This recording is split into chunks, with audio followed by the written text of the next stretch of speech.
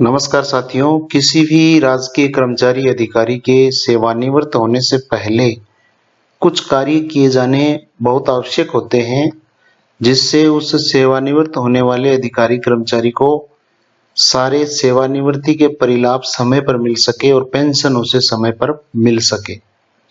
तो इसके लिए हमें कौन-कौन से बिंदुओं पर ध्यान रखना चाहिए, उनके बारे में आज हम बात करेंगे।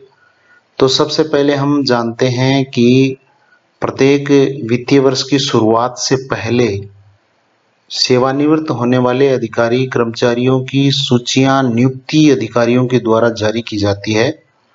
तो उसके लिए हमें भी समय पर यह सूचना प्रेषित कर देनी चाहिए, ताकि वित्तीय वर्ष के प्रारंभ में जब ऑर्डर जारी हो तो उसमें अपने कार्यालय से उस वित्तीय वर्ष में सेवानिवृत्त होने वाले कर्मचारी अधिकारी का नाम शामिल हो सके।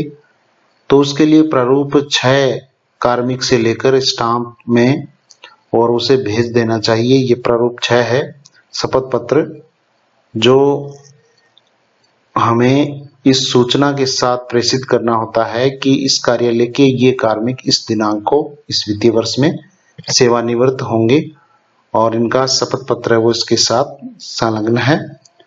और उसके साथ में उनका जो प्रथम नियुक्ति आदेश है, जन्म तिथि का प्रमाण है, सेवा पुस्तिका का प्रथम पृष्ठ है, ये भी आवश्यक रूप से लगा के इसको भेज देना चाहिए।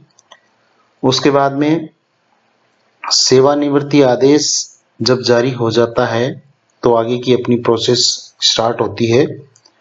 तो सेवानिवृत्ति आदेश लगभग साल भर पहले नियुक्ति अधिकारी के द्वारा जारी कर दिया जाता है। तो ये एक बहुत महत्वपूर्ण दस्तावेज होता है और इसके आधार पर आगे की सारी प्रक्रिया वो शुरू होती है। तो सबसे पहला काम रहेगा अपना मास्टर डाटा मैच का।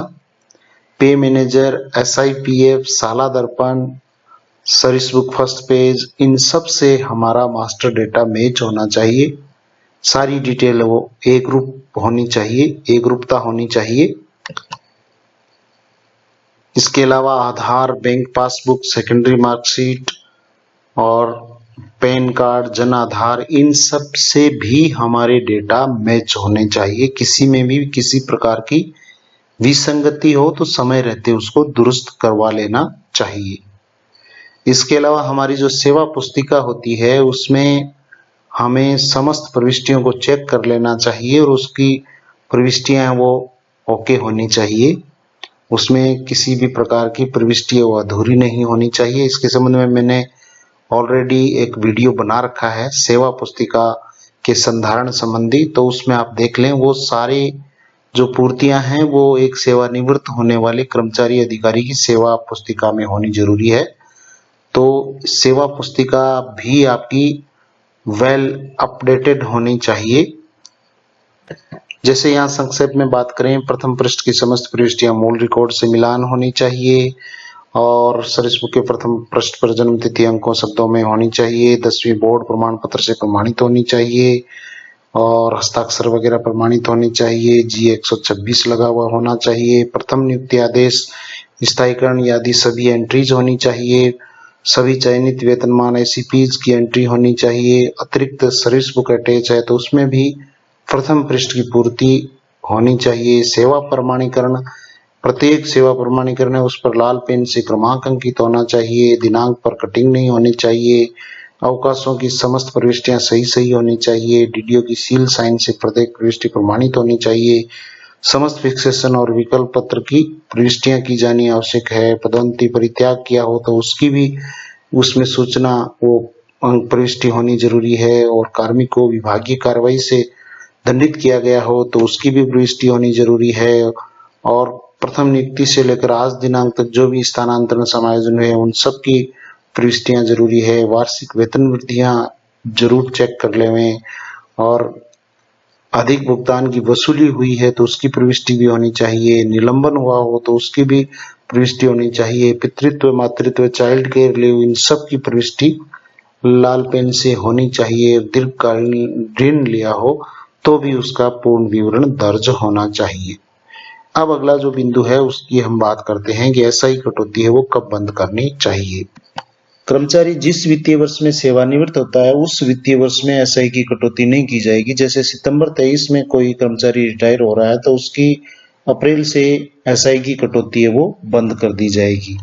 और बीमा क्लेम के लिए आवेदन, जैसे सितंबर 23 में रिटायर होने वाला कार्मिक है तो उसकी 31 मार्च 2023 को पॉलिसी परिपक्व हो चुकी है, तो अप्रैल से कटौती बंद है और भुगतान हेतु ऑनलाइन आवेदन किया जा सकता है 31 मार्च को।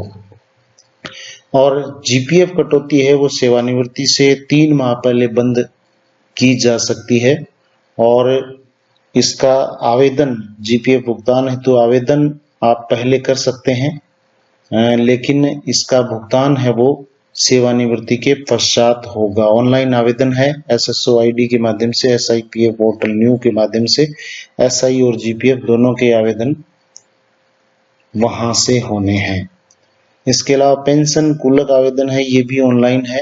अब आईएफएमएस 3.0 के माध्यम से ये पेंशन कुलक ऑनलाइन किए जाने हैं और 6 माह पहले ही ये आवेदन कर देना चाहिए ताकि समय पर पीपीओ जीपीओ जारी हो सके। तो जैसे ही पीपीओ जारी हो जाए, लगभग अगर ऑब्जेक्शन नहीं आता है तो 10-15 दिनों में पीपीओ जारी हो जाता है। तो उसके बाद में जब रिटायरमेंट के बाद पीपीओ जारी होने के बाद में जो शेष प्रक्रिया है वो ट्रेजरी से संपादित होनी है। पीपीओ वहाँ ट्रेजरी में जमा करवा के और वहां से आगे की प्रक्रिया है वो संपादित होगी पेंशन वगैरह की। और उपार्जित अवकाश के बदले नगद भुगतान है वो भी पीपीओ जारी होने के बाद में उसका बिल बनाया जा सकता है। तो इस प्रकार से ये रिटायरमेंट से पहले की और कुछ जो प्रक्रियाएं हैं वो कुछ साथ की और बाद की जो है उसके बारे में हमने बात की। तो आज के लिए बस इतना ही। Thank you very much.